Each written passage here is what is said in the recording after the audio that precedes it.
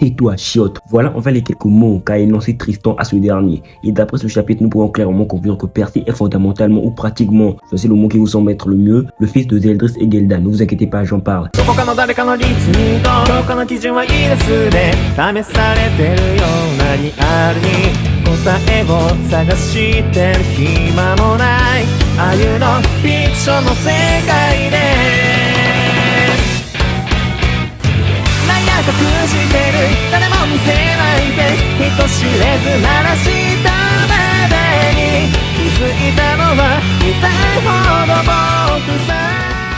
Nous les bros ici, Big Manga, j'espère que vous allez bien, car pour ça va. Alors aujourd'hui nous revenons pour la revue du chapitre 114 des 4 chevaliers de l'Apocalypse, début de la mission. Un chapitre assez calme, mais bon, il y a eu quoi parier dans ce chapitre. Ce chapitre confirme que Perceval est pratiquement le rejeton de Zeldris et Gelda. Il y a aussi Tristan qui remet Chiotte à sa place, et le mécanisme derrière les Albions. Ne vous inquiétez pas, j'en parle au cours de cette vidéo. Nous avons une page cover assez simple, si je puis le dire. Mais cette page et le titre de ce chapitre début de la mission montrent d'après moi que nous aurons probablement Govan et Super Mini Percy dans cette mission. Pour Govan, ça reste stagnant. Mais pour Super Mini Percy, vu qu'il interagit avec Percy à travers son subconscient, alors c'est grandement possible de l'avoir dans cette mission. Et donc, d'après mon point de vue, cette page cover nous montre juste les chevaliers apocalyptiques qui seront dans cette mission. Il y a bien évidemment Super Mini Percy car c'est une partie de la magie de Percy ou bien de Percy lui-même. N'hésitez pas à me donner vos avis en commentaire sur cette page cover bien évidemment. Le chapitre commence avec le royaume démoniaque encore plus en péril car l'énergie négative du Behemoth s'approchait rapidement d'eux. Les démons conseilleront à leurs semblables de ne pas être abasourdis par ce spectacle et de s'enfuir au plus vite, sinon ils mourront bien évidemment. Nous avons ensuite la lune flamboyante s'arrêtant, donc les une semaine viennent officiellement le passé, ouvrant ainsi le chemin vers le Behemoth à Percy et ses compagnons, ce qui redonnera bien évidemment espoir aux démons car leur sauveur Perceval allait maintenant aller vers le Behemoth avec ses compagnons pour leur sauver. Nous sommes ensuite ramenés vers le palais du royaume démoniaque avec un plan sur les compagnons de Percy et nous avons aussi un truc assez étrange et qui m'a un peu fait réfléchir car sur le plan sur ces derniers nous voyons un Tristan de dos. Peut-être est-ce à cause de son humiliation face à Sword, mais c'est quand même étrange d'après moi et bon à noter. N'hésitez pas à me donner vos suppositions sur ce fait si vous en avez bien évidemment dans les commentaires. Nous avons dans le palais Zeldris et Gelda disant au revoir à leur pseudo-fils avec un Zeldris lui disant qu'il comptait sur lui pour une seconde fois, avec bien sûr ce dernier ne sachant pas trop quoi faire. Mais bon, il allait quand même essayer de faire quelque chose. Gelda lui dira qu'il sera toujours le bienvenu dans leur royaume. Et Zeldris conclura en disant à ce dernier qu'il n'était pas seulement le sauveur de leur royaume, mais était aussi pratiquement leur rejeton, leur fils quoi. Percy dans une case magnifique sourira de nostalgie ou je sais pas comment nommer cette expression de sa part. J'ai énormément kiffé ces au revoir de la part des parents adoptifs de Percy. Je vois cette scène comme un reflet à celle dans laquelle Tristan a dit au revoir à ses parents au chapitre 29 du manga. Mais cette fois c'est Perceval qui se rattrape. Il est possible que nous voyons quelque chose de similaire à l'avenir avec les deux autres protagonistes du manga, Lancelot et Govan. Bien que pour Govan je considère cela comme étant un peu plus compliqué car nous ne connaissons pas encore ses parents biologiques.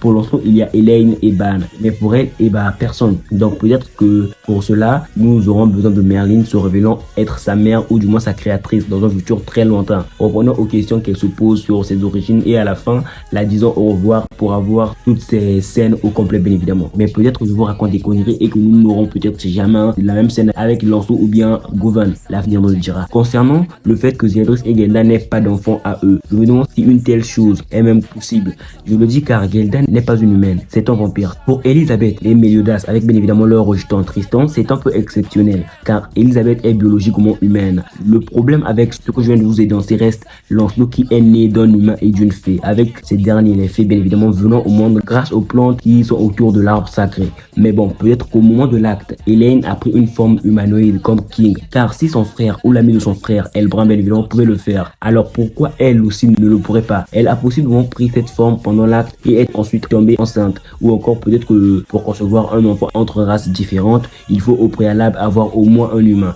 avec bien sûr des êtres d'une même race ayant leurs propres moyens de reproduction. Ou encore peut-être que je vous raconte des conneries et que Zeldris et Gelda n'ont juste pas pensé à concevoir d'enfants. Et donc peut-être aussi que les membres de races différentes peuvent concevoir des enfants. Mais l'avenir nous le dira. Nous avons ensuite Lancelot appelant Percy pour qu'ils y aillent, pour commencer leur mission avec bien sûr les démons autour, souhaitant que leur sauveur Perceval et ses compagnons passent leur mission en toute sécurité. C'est sur ces quelques mots qu'ils iront vers le Behemoth. En parlant de leur départ, en fait avant qu'ils ne pensaient pas d'abord à leurs moyens de transport durant leur voyage vers le Behemoth. Mais ce chapitre nous montre le moyen de transport que ces derniers utiliseront pour y aller. Ils Étrangement, je n'avais pas du tout pensé à cela. Ils iront donc en utilisant un Albion, ce qui m'a grandement étonné. Ces derniers se poseront des questions sur ce qu'était cette créature, avec bien évidemment un Denis supposant que c'était peut-être une montagne. Mais bon, l'Orso leur fera savoir que c'était un golem géant qui a été utilisé pendant la guerre sainte précédente, mais qu'il ignorait quand même qu'il pouvait entrer à l'intérieur et le piloter. D'après moi, ce fait poser quelques questions, car perso, après cela, je me suis demandé si les Albions que nous avons vus dans Nanatu avaient tous des pilotes. Je vais y revenir. Nous avons ces derniers voulant bien sûr aussi piloter cet Albion. Lancelot leur dira qu'ils le feront à tour de rôle et qu'ils allaient passer en premier. Nazian fera un peu son rabat-joie en leur disant qu'ils en profitaient tous alors qu'on leur avait bien dit qu'ils pouvaient juste régler cet Albion pour qu'ils les emmènent à leur destination avec ces derniers se tassant en regardant juste le paysage. Lancelot lui demandera s'il était vraiment un homme, car c'était probablement le rêve de tout homme de le faire. Après cela et les différents bails que nous avons eu sur ce dernier, je ne sais même pas si nous devons encore nous demander si ce dernier est vraiment une meuf ou non. Mais bon, attendons au moins la confirmation de ce fait pour vraiment l'affirmer. Anne leur traitera d'enfants à cause de leurs actions et leur parlera du fait qu'ils ne soient pas allés chercher Govan alors que c'était prévu qu'ils y aillent avant d'aller affronter le Behemoth. Chiot, avec sa règle d'or du pire des scénarios bien évidemment, dira tout clairement qu'elle était probablement déjà morte, en supposant que peut-être qu'une des bêtes du royaume démoniaque les bouffait, ou qu'un démon qui ne kiffe pas les humains les bouffait, ou encore que les miasmes du royaume démoniaque les tuaient, car le saint-manteau de Tristan s'est désactivé sur elle depuis longtemps. Et concernant cette technique, le saint-manteau bien évidemment, je pense que Tristan l'a constamment renouvelé pour les autres avant cette mission vers le Behemoth. Donc Elisabeth pouvait rester pendant longtemps dans le royaume démoniaque car elle pouvait renouveler le saint-manteau à tout moment. Et puisque chez elle ça dure au moins une semaine, alors c'était d'autant plus facile, vu que je présume aussi que cette technique ne bouffe pas trop de magie. Mais bon, je m'égare. Nous avons Anne s'énervant un peu contre lui car ce n'était pas une façon de parler d'une amie, mais vu que c'est sa règle d'or, le pire des scénarios, personne ne peut la changer. Lancelot, en soutenant un minimum Chiot avec sa règle d'or, dira qu'il pourrait aussi s'agir d'une trahison de sa part, car il y avait des chevaliers chaotiques dans le royaume démoniaque et en plus elle est liée par le sang à Arthur, donc c'était fort probable qu'elle leur ait trahi. Chiot s'en jaillira un peu car Lancelot pensait négativement comme lui, mais bon, il ne le pensait pas vraiment, il a juste supposé car il voulait juste un peu suivre la pensée de Chiot concernant le pire des scénarios, car Chiot a oublié d'émettre cette hypothèse. Il leur dira aussi que même s'ils pouvaient penser à toutes ces choses, leur mission dans ce royaume était avant tout de trouver la porte sur le dos du Behemoth, de s'aventurer à Camelot et d'éliminer tout ennemi qui se dressera sur leur chemin. Il leur promettra aussi que Govan allait tout ou tard revenir parmi eux puisqu'elle est aussi une chevalière de l'Apocalypse, comme eux bien évidemment. Mais arrêtons-nous un peu par là. Parlons un peu de la relation entre Govan et les autres. Je suppose que la relation que les autres entretiennent avec elle n'est pas aussi amicale que nous le pensions peut-être. À quand remonte la dernière fois que Govan a interagi avec l'un de ses compagnons d'une manière vraiment amicale ou quelque chose de proche de la camaraderie? Même si je me souviens qu'elle parlait avec Lancelot et plutôt avec Tristan dans l'histoire, c'était toujours, comment puis-je dire, c'est difficile de trouver les mots justes. Ouais, c'était tellement bon marché. C'est toujours comme si les autres toléraient plus ou moins sa présence parce qu'elle est leur compagnon en tant que chevalier de l'Apocalypse. Mais tout le reste est si professionnel dans la façon dont les interactions se déroulent. On a toujours l'impression que ses compagnons doivent lui demander une faveur lorsqu'elle peut faire quelque chose avec sa magie ou qu'il doit y avoir une sorte de compromis ou un avantage en sa faveur. Cela ne ressemble pas vraiment à une amitié honnête et profonde. Donc je suppose que les autres croient qu'elle finira par refaire surface d'elle-même, ou peut-être qu'il s'agit en fait d'une confiance plus profonde en ses capacités. Mais personne ne semble honnêtement s'en soucier du point de vue de l'amitié ou de l'attention, à l'exception peut-être de Anne qui a lancé la discussion la concernant dans ce chapitre. Mais bon, si je dis des conneries, n'hésitez pas à me ramener à la raison. Nous avons Chiot leur disant que les choses ne pouvaient pas se passer aussi facilement dans la vraie vie. Nous avons bien évidemment Percy étant plus que confiant sur ce fait. Il pense qu'ils y arriveront car ils ne se sont pas entraînés pendant toute une semaine pour rien. Anne lui demandera s'il avait pu finir son entraînement. Nous apprenons de ce dernier qu'il n'avait aucune chance d'y arriver car ses adversaires étaient beaucoup trop puissants pour lui. Je me demande s'il a pu passer le niveau 4 de son entraînement, car il n'a pas dit que l'adversaire du niveau 4 était trop puissant, mais que ses adversaires étaient beaucoup trop puissants. Et au vu de ce qu'il a pu faire contre Mini Ironside la semaine dernière avec la fin du chapitre, je pense qu'il a possiblement pu passer ce niveau et est resté bloqué au niveau 5, qui était possiblement Mini Mela Galante, ou du moins au niveau 6, qui, si je nomme les ennemis de Percy par rapport aux ennemis de ce dernier de la vraie vie, est peut-être Mini Arthur. Nazian demandera à Donis s'il avait aussi pu finir son entraînement, mais lui ne voulait juste pas en parler. En fait, en essayant d'un peu analyser ce que dit ce dernier, et en me souvenant que ce dernier a le mensonge dans la peau, je crois que ce dernier a été un peu véridique sur ce fait à cause du nouveau pouvoir magique de Anne. Ouais, s'il ment, il est pris par cette gravité étrange, donc nous aurons possiblement peut-être à l'avenir un donné ne faisant que dire la vérité, du moins pendant que Anne est dans les parages. Nous pouvons aussi supposer, au vu de ce qu'il dit, qu'il n'a pas pu finir son entraînement, ce qui confirme la théorie que je vous avais énoncée concernant leur entraînement à lui et Percy. Oui, j'avais bien évidemment énoncé que ces deux-là, Percy et Donnie, ne pourront pas finir leur entraînement respectif, mais affineront juste leurs points faibles. Pour Donnie, il a pu augmenter l'extension maximale de sa magie, et pour Percy, il a pu perfectionner ses compétences d'épée qui pourront l'aider pendant des combats dans lesquels sa magie serait inutilisable ou n'aurait aucune importance. Nous avons Percy en joie disant que Gawain était probablement en sécurité et que si ce n'était pas le cas, si l'ennemi l'avait vraiment capturé, il n'avait qu'à aller la libérer. Shiot soulignera le fait que ce qu'il dit soit un vœu pieux, qui ne se produit généralement que dans les contes de fées. Vu qu'ils sont dans la vraie vie, alors il fallait aussi imaginer les complications derrière ce fait. Après cela, nous avons juste d'un coup, j'ai juste kiffé. Nous avons Tristan disant à Shiot de se taire. Il s'étonnera d'écouter ces mots de la bouche de Tristan. Tristan le dit car, peu importe les événements qui se déroulent, d'après lui bien évidemment, ils sont coûte que coûte destinés à détruire le royaume éternel et à conduire Arthur à sa perte. Ce discours de la part de Tristan n'est pas complètement exact d'après moi, car dans la prophétie qu'a énoncé Bartra, personne ne savait ce qui allait se passer à l'avenir. Et en prenant en compte le fait que là, ils savent ce qui se passera dans le futur, alors je crois que la ligne temporelle de la prophétie de Bartra appartient à une ligne différente de la leur. Mais si les chevaliers de Camelot ou Arthur Pendragon ne font rien, tout se passera comme dans la première ligne temporelle avec bien évidemment la perte d'Arthur et la destruction de son royaume éternel. Et donc, à la différence de la première ligne temporelle, ils peuvent éviter ce destin désastreux dans leur royaume éternel et créer une ligne temporelle totalement différente en tuant l'un de ces chevaliers apocalyptiques. Et donc, même si dans cette ligne temporelle, Arthur n'est pas conduit à sa perte par eux, les chevaliers prophétiques, alors il y aura toujours une autre ligne temporelle dans laquelle Arthur aura été conduit à sa perte par les chevaliers prophétiques.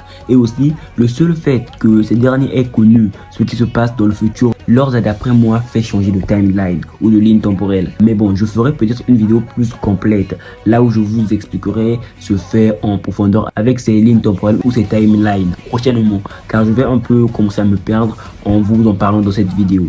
Mais si vous avez au moins compris ce que je voulais vous dire dans cette petite explication, n'hésitez pas à m'en faire part en commentaire.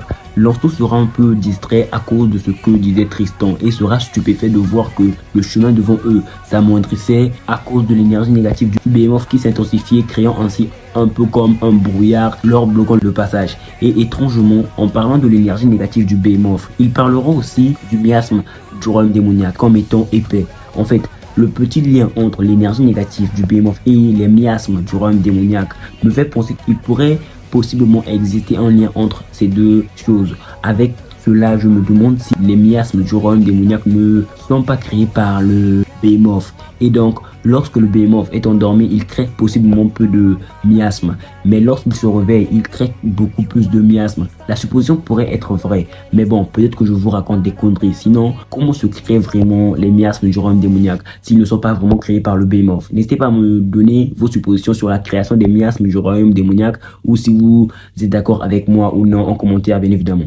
Nous avons les miasmes de ce royaume s'intensifiant encore plus. Et derrière l'Albion, nous avons un dragon géant, mais minuscule aux yeux de cet Albion. S'approchant de l'Albion, nous avons sur ce dragon bien évidemment ou cette créature du purgatoire, les chevaliers de Camelot. Et au vu de leur discussion, je suppose qu'ils ont été informés de la mission des chevaliers prophétiques et de leur moyen de transport, car ils parlent du fait que les chevaliers prophétiques soient vraiment dans ce monstre, avec un mortelage disant qu'ils étaient probablement à l'intérieur car ils sentaient leur force. Et aussi ils semblent connaître ce golem à travers les explications qui leur ont été possiblement données par une personne que l'on connaît peut-être, mais je vais y revenir. Nous avons Tomintoul disant à Mortias de faire attention car il y avait plus d'énergie négative que prévu, ce qui brise facilement sa manteau. J'ai bien aimé ces deux cases avec ce dernier Tomintoul bien évidemment activant et se faisant briser son sang manteau en un clin d'œil par cette énergie négative déversée par le Behemoth ou par les miasmes du royaume démoniaque. Ils se demanderont ce qu'ils pouvaient faire pour se protéger. Mortlash remarquera que les miasmes démoniaques maintenaient leur distance de l'Albion devant eux.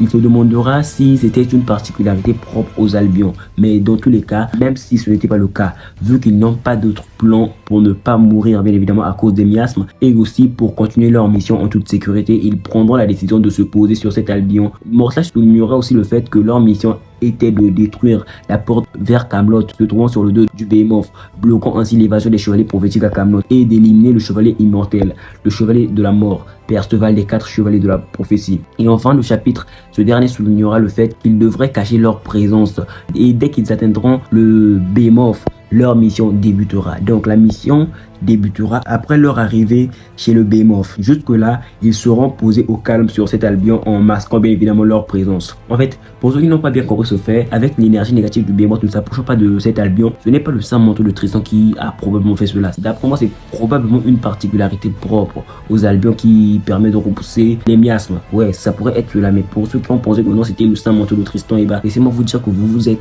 grandement trompé. L'arc d'entraînement du manga Forkling of the Police a commencé comme étant incroyable, comparé à l'arc d'entraînement de Nanatsu. Mais la conclusion était un peu la même. Mais bon, cet arc d'entraînement était sans doute supérieur à celui de Nanatsu. C'est mon avis perso. Ce chapitre confirme aussi qu'un Albion peut être contrôlé de l'intérieur. Il est fort regrettable que Zeldris ait décidé de rester derrière pendant que ces derniers partent sur le front, car je voulais perso qu'il fasse quelque chose contre le Behemoth. Mais je suppose que cela remplit encore plus l'idée selon laquelle les chevaliers prophétiques visent simplement à pacifier le Behemoth au lieu de le vaincre. Je doute qu'il puisse réellement lui vaincre, car il est quand même, d'après les expressions de Zeldris, plus puissant que lui, le roi démon Zeldris. Et aussi ce fait place les chevaliers du chaos dans le rôle des principaux antagonistes de cet arc, ce qui me semble être une bonne idée, avec possiblement les combats que nous pourrons avoir dans cet arc, hormis possiblement celui avec le Behemoth. Nous avons au centre, calme et silencieux. Sur la marge, Perceval et compagnie se dirigent vers le Behemoth avec l'aide d'un Albion. Cependant, les chevaliers du chaos se trouvent derrière eux. Le premier chapitre a pour titre la bataille d'Albion. Ce titre nous fait juste savoir que nous allons enfin avoir le début du combat entre eux et les chevaliers chaotiques dans le prochain chapitre. Ce chapitre n'est pas le chapitre le plus mouvementé du manga, mais il semble que la bataille soit sur le point de commencer. Les chevaliers du chaos essayant de faire d'une pierre deux coups en éliminant le chevalier de la mort, le chevalier immortel, Perceval. Leurs chances de le faire sont bien minimes, et désactivant le portail vers Camelot était à prévoir. En parlant de ce fait, les chevaliers chaotiques, parlant de fermer cette porte vers le Behemoth et connaissant même cet Albion, est étrange. Essayez d'y réfléchir m'a un peu fait cogiter. Et pour expliquer ce fait, pour ceux qui n'ont pas compris la bizarrerie derrière cela, dans le chapitre 111 ou 112, nous avons vu les pseudo-chevaliers noirs aller bien évidemment chercher les chevaliers chaotiques pour bien évidemment essayer de les vaincre et ainsi un peu aider les chevaliers prophétiques. Pour ceux qui penseraient que les pseudo-chevaliers noirs n'ont pas trouvé les chevaliers du chaos et ne les ont pas combattus, perso, je pense que ces événements se sont vraiment déroulés. Oui, d'après moi, les pseudo-chevaliers noirs ont combattu les chevaliers chaotiques et ont probablement perdu hors écran, bien évidemment. Suite à leur défaite, je pense personnellement qu'ils ont donné toutes ces infos aux chevaliers du chaos, car étrangement, sans que personne ne le leur dise, et en se souvenant qu'à leur arrivée au royaume démoniaque, il a été bien souligné par Mortlach qui ne connaissait rien de ce monde. Ces derniers semblaient connaître l'Albion, la porte vers Camelot se trouvant sur le dos du Behemoth, et la mission des gentils pour l'atteindre. Déjà de base, Govan ne peut pas être celle qui leur a dit tout cela, car au-delà du fait qu'elle ait probablement été inconsciente pendant un long moment, elle n'est jamais allée au palais de Zeldris pour entendre parler de cela. Pour ceux qui ne le savent pas, toute cette mission, la position du Behemoth et même l'Albion ont été mentionnés au palais de Zeldris. Et tout ce que cette dernière sait, c'est qu'il existe une porte vers Camelot, quelque part dans le royaume démoniaque, et c'est tout. Et avec son tempérament, je doute qu'elle leur aurait dit, même si elle le savait. C'est ce qui m'a fait un peu pousser à conclure que les seuls à avoir toutes ces infos sont probablement les pseudo-chevaliers noirs, ou du moins Schwartz. Et donc, en conclusion, je pense que ça a probablement été eux qui leur ont donné toutes ces infos après qu'ils leur aient vaincus et interrogés. Le petit bail qui, selon moi, est un peu décevant reste le fait qu'ils leur aient battus hors écran. Ouais, j'aurais bien voulu voir leur défaite avant cette offensive, mais j'espère au moins que nous aurons quelque chose comme un combat en flashback nous montrant le combat opposant Schwartz et Tomintoul pendant le combat présumé de Tristan et Tomintoul, avec bien évidemment un Tomintoul ayant battu Schwartz, ce qui nous montrerait juste que Tristan n'était pas à fond pendant son combat contre ce dernier, car il pourra bien évidemment résister à Tomintoul. Ce fait fera un peu augmenter l'estime de soi de Tristan, car je présume que pendant ce combat, nous pourrons avoir un Tomintoul disant à Tristan qu'il était bien plus puissant que Schwartz. Je parle bien évidemment de Tristan étant plus fort que Schwartz, avec bien sûr ce dernier décrivant textuellement Schwartz à Tristan, mais bon, l'avenir nous le dira. Concernant les affrontements que nous pourrons avoir dans cet arc, le combat le plus évident reste d'après moi l'affrontement entre Percy et Mortlash, car il croit que Percy est le plus faible du quatuor et aussi à cause de leur lien familial. J'imagine aussi que pendant leur rencontre, Percy pulvérisera probablement son masque et regardera le visage qui se cache derrière, ébranlant ainsi les souvenirs enfouis de Percy d'une manière ou d'une autre, et l'aidant possiblement à se rappeler de comment il a fait pour endormir le Behemoth, ou bien lui donnant accès à quelques fragments de son passé. Hormis l'affrontement opposant Percy et Mortlash, pour les autres affrontements, j'imagine que Nasian devrait affronter Rosebank en raison de leur rencontre précédente. Et comme vous l'aurez possiblement remarqué, ou non bien évidemment, selon moi, Tommy Tool est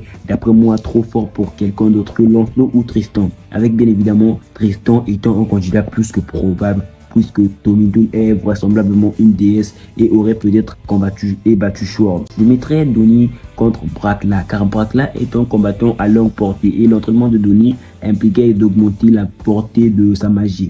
Les paires restantes sont un petit peu plus difficiles à établir, mais bon, je mettrais possiblement Anne contre Livette, le chevalier chaotique à la rapière. Et cet affrontement aura possiblement lieu en raison de la rapière de ce chevalier et de la rapière de Anne. Isolde fera face à Glenesk parce qu'il reste peu d'adversaires à affronter. Et Isolde sera opposé à Loshranza, le chevalier chaotique à 4 visages, car ce chevalier semble être très grand. Et au vu de ce que j'ai pu voir d'elle, elle semble aussi être une meuf comme Isolde. Et aussi, elle est la dernière adversaire sur la liste. Je ne sais pas trop ce que Lancelot pourrait faire, mais bon, j'ai 3 suppositions sur ce qui pourrait occuper ce dernier. Je suis juste un peu déçu que la supposition selon laquelle Super Mini Percy lui retienne pendant que les autres affrontent les chevaliers chaotiques soit tombée à l'eau. Mais bon, parmi ces 3 suppositions que je vais bientôt vous énoncer, je crois que l'une d'elles pourrait vraiment arriver.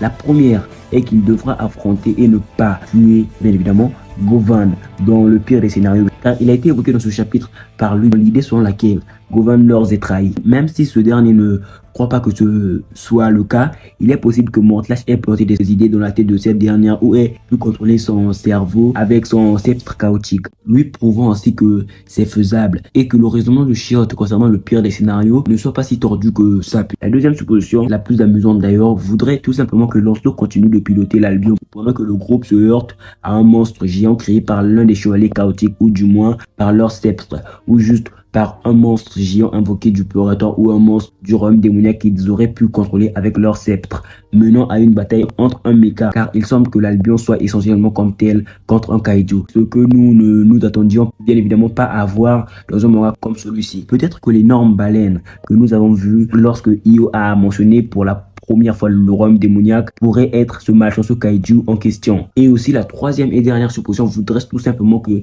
Lancelot reste dans cet Albion pour combattre le Behemoth, car le Behemoth est une bête gigantesque et les Albions sont gigantesques, donc nous aurons possiblement un combat entre cet Albion contrôlé par Lancelot et le Behemoth, avec un instant retenant un minimum le Behemoth pour que Percy vienne l'amadouer après son combat contre Mortlash. N'hésitez pas à me faire part en commentaire de la supposition qui vous semble être le mieux, ça m'intéresse de ouf. Je ne sais pas pour vous, mais en essayant d'y voir un peu plus clair dans ce chapitre, surtout vers la fin avec les chevaliers chaotiques, il me semble que Govan ne soit pas avec ces derniers, avec le groupe Mortlash, car dans les panneaux connexes de ces derniers, je ne crois pas l'avoir vu. Soit je n'ai pas bien vérifié ces pages, soit Govan n'y est juste pas. Et pour expliquer cela, j'ai 2 suppositions. La première voudrait que la lutte présumée des pseudo-chevaliers noirs et des chevaliers du chaos ait conduit à la libération ou à la fuite de cette dernière. Et nous aurons bien évidemment possiblement à l'avenir cette dernière arrivant épauler ses compagnons pendant leur combat. Et la seconde supposition voudrait tout simplement que les chevaliers du chaos aient ramené cette sauvageonne à Camelot dans l'espoir que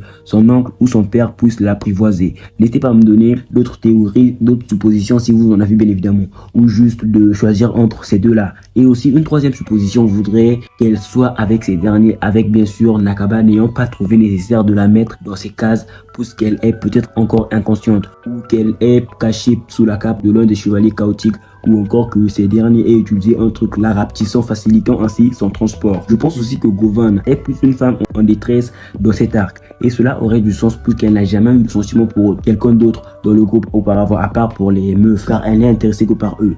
Mais la sauver dans cet arc serait peut-être une façon de créer des sentiments en cette dernière envers bien évidemment certains d'entre eux. Parmi les candidats possibles à ce scénario, les 2 seuls que je vois sont Perceval et Donnie, mais peut-être que Anne aussi pourrait s'ajouter à la liste, car Govan devrait devra les accompagner après cet arc. Elle devra accompagner le groupe Percy. Percy peut certainement le faire, mais ce serait trop évident. D'autant plus que je ne vois pas un personnage aussi arrogant dans le harem Percy. Et aussi Rosebang supplie maintenant pour ce rôle. Concernant Anne, ce serait juste dur pour cette dernière de gérer Gawain si elle la sauve. Avec la situation de Donnie, c'est beaucoup plus intéressant. Pour le moment, il ne semble pas utiliser la télékinésie à grande distance. Il a donc besoin d'une situation extrême. Nous savons tous que les 7 chevaliers du chaos sont déjà arrivés sur l'Albion et que l'un d'eux tient probablement Gawain sous une cape. Le scénario le plus plausible est que l'un d'eux la jette de l'Albion ou du Behemoth pour défaire la prophétie leur concernant, et Donnie pourrait bien évidemment l'attraper avec possiblement une plus grande évolution de sa magie ou de l'extension maximale de sa magie. Et ce serait drôle si après cela Gawain s'intéressait à un tel faiblard. J'ai pensé à Donnie pour cela, car n'oublions pas aussi qu'à Lyonès, ce dernier n'avait pas hésité à aller secourir cette dernière lorsqu'elle avait pris sa forme de gamine et s'était évanouie. Donc le personnage qui, je pense, pourrait commencer à créer des sentiments en cette dernière pourrait possiblement être ce dernier. Mais globalement, le chapitre 114 des 4 chevaliers de l'Apocalypse, ce moment début de la mission, était un chapitre pas trop mouvementé mais incroyable, qui nous annonce le début du combat opposant les chevaliers prophétiques et les chevaliers du chaos. Nous avons une petite ellipse pour passer au début de la mission. J'ai bien aimé le double sens du titre de ce chapitre. C'est simple mais ça fait son effet. Au niveau des progrès de nos héros, même s'ils ne sont pas très enthousiastes, j'imagine qu'il y aura bien quelques petites choses. C'est vrai que je n'avais pas pensé au moyen de transport. Utiliser un Albion est une excellente idée. Outre le côté nostalgique ou clin d'œil, c'est tout simplement cool. Sans oublier une petite larme pour les adieux avec Zeldris et Gelda. Je vois qu'ils finissent par s'inquiéter pour Gawain vu qu'elle n'est pas réapparue depuis. Siot nous gratifie de sa pensée négative comme toujours. Mais bon, gardons espoir. Les chevaliers de Camelot sont tous là. J'ai bien compté, ils sont 7. Donc, où est Gawain? L'ont-ils emprisonné dans un objet qu'ils gardent sur eux? De plus, leur présence pose la question de la situation de Schwartz et de sa troupe. Y a-t-il eu une rencontre entre les deux groupes durant la semaine écoulée? C'est l'un des points mystérieux du moment. Dans tous les cas, Suzuki est en forme au départ d'envergure. J'espère qu'il le restera pour cette bataille du Behemoth. Et comme la pause d'Auban n'est plus très loin, cela devrait aller, j'espère. Voilà tout pour cette vidéo. J'espère qu'elle vous aura plu, car c'est un réel plaisir pour moi de vous la faire. Pour le soutien, likez, partagez, abonnez-vous. C'est le meilleur moyen pour vous de me soutenir gratuitement. Et n'hésitez pas à me faire part en commentaire de vos avis et autres concernant ce chapitre, tout comme cette vidéo. Ça fait toujours plaisir. Il y a aussi mes différents réseaux sociaux en description. N'hésitez pas à les check. J'espère que vous vous porterez bien jusqu'à la prochaine vidéo. Mais surtout, bonne continuation.